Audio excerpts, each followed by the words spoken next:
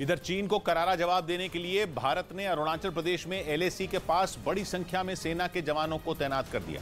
9 दिसंबर को तवांग में भारत और चीन की सेना के बीच झड़प हुई थी, जिसके बाद से ही भारत की सेना ने एलएसी पर जवानों की तैनाती बढ़ानी शुरू कर दी।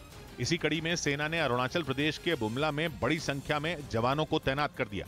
उनके पास निगरानी करने के लिए कई आधुनिक उपकरण और रडार मौजूद हैं, जिनकी मदद से वो एलएसी के पार होने वाली हर गतिविधि पर नजर बनाए हुए हैं। मतलब ये कि एलएसी के उस पार चीन क्या कर रहा है, इसकी जानकारी जुटाई जा रही है। तवांग में जिस जगह भारत और चीन के बीच झड़प हुई, वहां से बुमला करीब 35 किलोमीटर दूर है। खुफिया एजेंसियों की रिपोर्ट के मुताबिक चीन भारत की सीमा के पास लगातार अवैध निर्माण करने में जुटा है और उसकी नजर बुमला पर भी टिकी है। इसी वजह से भारतीय सेना एलएसी पर चीन को घेरने और उसे हर मोर्चे पर करारा जवाब देने में जुटी है। उधर अरुणाचल में एलएसी पर न्यूज 18 की टीम उन बंकरों में पहुंची जो 1962 की लड़ाई के वक्त बनाए गए थे। चीन से मुकाबला करने के लिए उस वक्त भारतीय फौज ने तवांग में भी कई बंकर बनाए थे, जिनमें न्यूज 18 की टीम पहुंची और उन बंकरों के अंदर जाकर वहां के हालात को देखा। असल में ये सभी बंकर 1962 की लड़ाई में भारत के जवानों ने चीन को चुनौती देने के लिए बनाए थे। इन बंकरों की मदद से उस युद्ध में भारतीय सेना ने चीन की भारी भरकम फौज का बखूबी मुकाबला किया था। 1962 में तवांग के डिफेंस के लिए भारतीय सेना की तरफ से इस तरीके के बंकर्स बनाए गए थे। 1962 में चीन की सेना ने लद्दाख में एलएसी को पार कर भारत की सेना पर हमला बोला था। साथ ही अरुणाचल में तवांग पर भी चीन ने धावा बोला था, लेकिन दोनों ही जगह भारतीय सेना ने चीन का डटकर मुकाबला किया था। इस बीच खबर है कि एलएसी के नजदीक भारतीय इलाकों पर अपना दावा करने के लिए चीन फोटो वाली साजिश रच रहा है।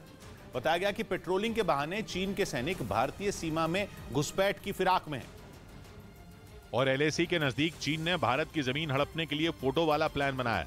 खबर है कि चीनी सैनिक पेट्रोलिंग के नाम पर किसी तरह सीमा पार कर भारत के इलाके में घुसना चाहते हैं।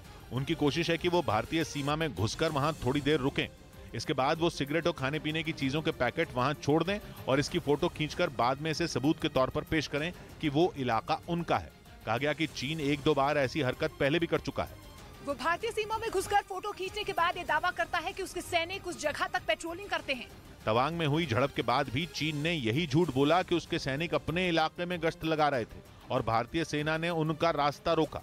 इधर खबर है कि भारतीय सेना के हाथों पिटने से बचने के लिए चीन अपने सैनिकों को एडवांस्ड बॉडी आर्मर देगा। कहा जा रहा है कि चीनी सैनिकों को डर है कि एलएसी पर वो किसी भी तरह भारतीय सेना की ताकत का मुकाबला नहीं कर सकते, क्योंकि पहले गलवान और फिर तवांग में हुई झड़प से चीन ये अच्छी तरह जान गया है कि उसके सैनिक भारतीय जवानों के आगे कभी भी टिक नहीं पाएंगे और बिना हथियार के आमने सामने लड़ना तो उनके लिए मौत को दावत देने के बराबर है। ऐसा इसलिए क्योंकि 1996 में हुए भारत और चीन के बीच समझौते के मुताबिक दोनों देश सीमा पर गोलीबारी नहीं कर सकते।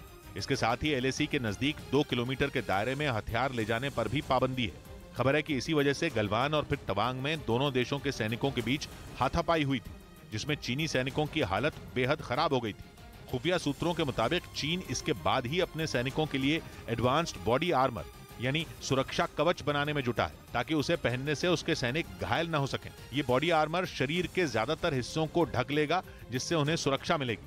हालांकि कहा जा रहा है कि नकल करने में माहिर चीन यहां भी बाज नहीं आया। वो उसी तरह का सुरक्षा कवच बना रहा है जिसका इस्तेमाल भारतीय सेना पहले से करती आ रही है।